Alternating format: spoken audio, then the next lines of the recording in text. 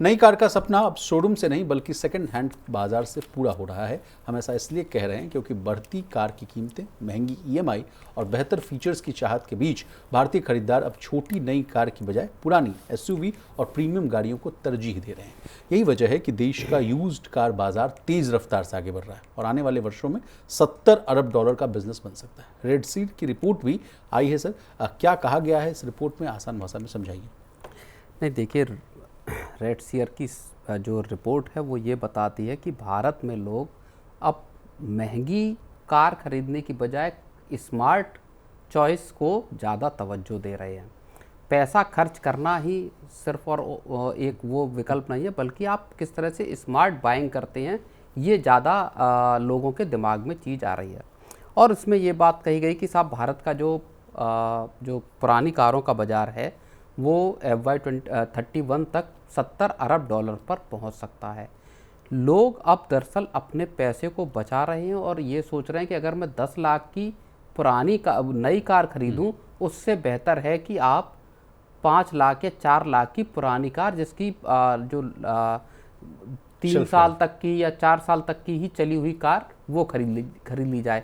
तो एक जो नई कारों के बाज़ार के साथ साथ पुरानी कारों का बाज़ार, और उसमें ये भी बताया गया है कि 15 से 20% की CAGR से ये मार्केट आगे बढ़ रहा है विशाल जी। वर्तमान में हर साल करीब सर 60 लाख जो है यूज्ड कारें बिकती हैं और अगले 5 वर्षों में ये संख्या बढ़कर जो है 90 लाख से लेकर 1 करोड़ तक पहुंच सकती है। और अगर कहा जा रहा है, जैसा कि प्रोफेसर ने कहा, कि अगर और भरोसा बढ़ता है, फाइनेंशिंग और मजबूत होती है और स्टैंडर्डाइजेशन जो है वो बढ़ता है, वो समस्या अगर दूर होती है, तो कहा जा रहा है कि 15 से 20% की CAGR से जो है दर आगे बढ़ सकती है।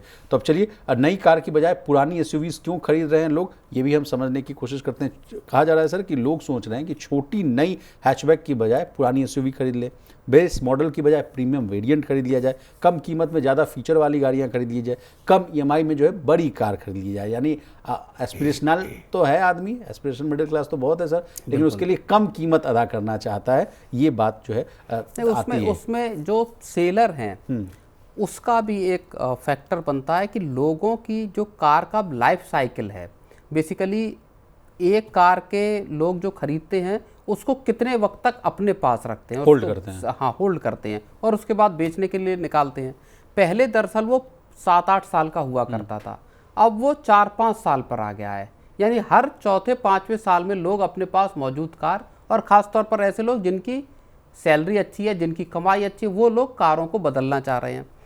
इसके पीछे एक बड़ी वजह यह है कि कारों के मॉडल्स बेतहाशा आ रहे हैं। हर साल 15, 20, 25 मॉडल नए आ रहे हैं, नई गाड़ियां आ रही हैं, नए फीचर्स के साथ आ रहे हैं। तो लोगों को लगता है कि यार अब मेरी गाड़ी तो पुरानी सी लग रही है, तो नई गाड़ी ले ली जाए, या ये सुविधा नहीं है मेरी गाड़ी में। हाँ, तो इस स्थिति का फायदा दरअसल यूज्ड कार मार्केट को मिल रहा है और ऐसे लोग जो गाड़ी खरीदना चाहते हैं उनको मिल रहा है। चलिए, और इसीलिए एक और इसमें जो डेटा, जो रिसर्च जो आया है, स्टडी, इसमें कहा गया है कि 65% जो यूज्ड कार के बायर्स हैं वो दरअसल फर्स्ट टाइम बायर्स हैं। पहली बार जो गाड़ी खरीद रहा है उसमें 65% लोग ऐसे हैं जो पुरानी कारों को तरजीह दे रहे हैं। बड़ी बात है सर, जबकि लोग पहले माना जाता था कि पहली कार जो है नई नवेली खरीदते थे खुद तो अब उसमें एक जो साइकोलॉजिकल एक प्रेशर था कि आप समाज में आप जब गाड़ी ली और जब बाहर निकले तो लोग आपको कहेंगे अरे पुरानी गाड़ी क्यों खरीद लाए।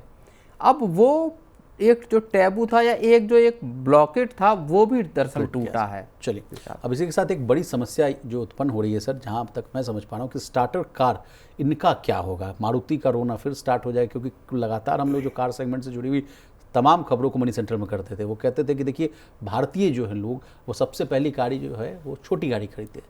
अब लोग जब छोटी गाड़ी ही नहीं खरीदेंगे, नई गाड़ी नहीं खरीदेंगे, तो मारुति जैसी कंपनियों का क्या होगा बॉस?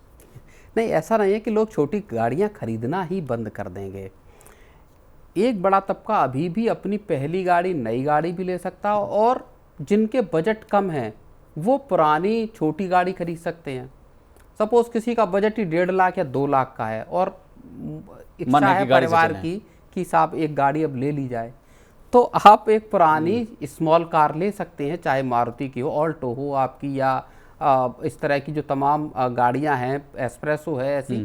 तो मारुति की गाड़ियों की फिर भी बिक्री जारी रहेगी। और मारुति की गाड़ियां बिकने की एक बड़ी वजह रूरल मार्केट भी है Vishal ji. Semi urban tier 2 tier 3 cities जो हैं, गांव कस्बे हैं, वहाँ पर भी लोग जब अपनी गाड़ी पहली खरीदते हैं तो तरजीह देते हैं कि पहली नई गाड़ी हो, और वो ज़्यादातर छोटी गाड़ी मारुति की खरीदते हैं। चलिए सर, इस कहानी में सर कार्स 24 का भी जिक्र किया गया, कहा गया कि ऐसे प्लेटफॉर्म्स जो हैं बड़े अधिक जो है लोकप्रिय होते हुए भी नज़र आ रहे हैं। इनके पीछे क्या कारण है सर? क्या कहा जा रहा है कि जो इंस्पेक्शन, वारंटी और जो फाइनेंसिंग या जो डॉक्यूमेंट्स का जो ट्रांसफ़र है, जिसको लगा सोचता है आदमी कि बड़े पेचीदा मामला है, इनको ये सब जो है दुरुस्त करके देते हैं, इस वजह से ही लोग जो है प्रेफर करते हैं कार्स 24। देखिए, अब पुरानी गाड़ियों को खरीदने में सबसे बड़ी हिचक क्या थी?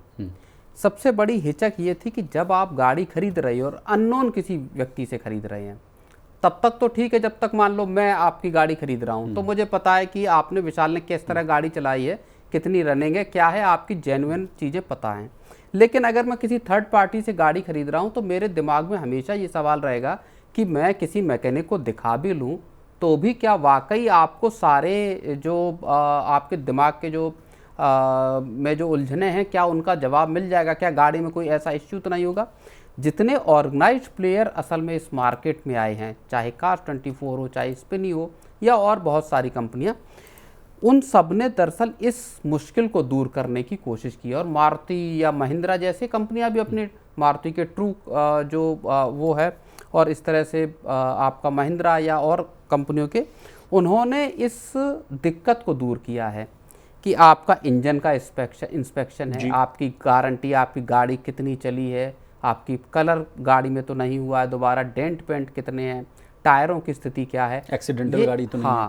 और अपने तरफ से 6 महीने या 7 महीने की एक वारंटी की, साहब आप गाड़ी हमसे खरीद लीजिए, आपको एक इतनी वारंटी मिलेगी, गाड़ी में कोई इश्यू आएगा तो देखने के लिए हम हैं।